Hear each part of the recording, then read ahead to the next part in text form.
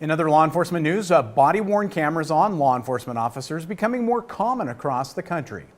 In a three-part series, MTN's Gabby Crevitt talks to a few Montana agencies leading the charge as a Montana city prepares to invest in the technology. And civil rights and racial equity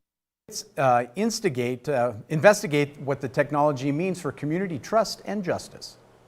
Calls for police reform and racial justice reached a new high in 2020. Along with that came calls to defund the police and calls for more police oversight. MTN News reached out to local agencies to hear their take on how body-worn cameras fit into the discussion about community safety and justice. All of our officers are intending to do their very best on everything, and they discovered that these body cameras show that. Belgrade Police Department was the first to invest in the cameras in Gallatin County 10 years ago.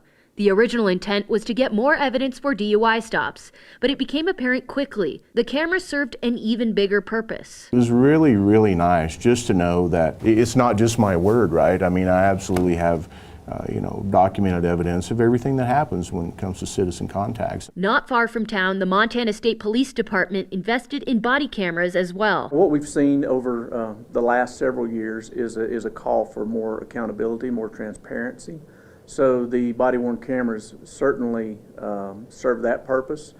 They oftentimes will promote better behavior by not only the citizens, but also the officers themselves. UPD Chief of Police Kevin Gilliland says they're useful for training as well, but acknowledges some limitations. The thing that's important to remember about the body-worn camera is that you are limited in some respect to the field of view the camera has. So you're not getting every aspect of a situation, but it's certainly providing you with a good bit of detail. Because of that, Belgrade PD decided to take the technology a step further and invest in weapon cameras. Anytime we draw our pistol is probably the thing that we want to capture the most. And unfortunately, with body cameras that are stuck to your chest right here, when you point your weapon out, your hands block most of that footage. So you can't actually see what's going on that's leading the officer to make the decisions that he's making.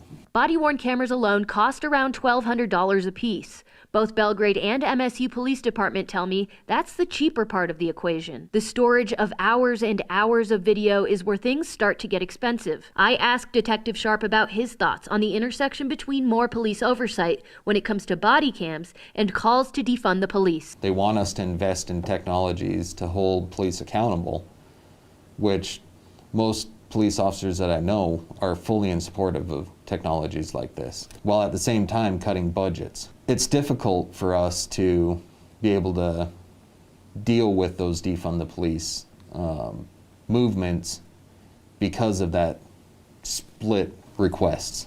Later in this series, we'll hear from racial equity and civil rights advocates about their stance on body cams on law enforcement officers in Montana. Reporting in Gallatin County, Gabby Crevitt, MTN News. Now tomorrow, Gabby will be talking to interim Bozeman Police Chief Jim Veldkamp about how his city is preparing for the possibility of body-worn cameras and the steps needed to involve the community.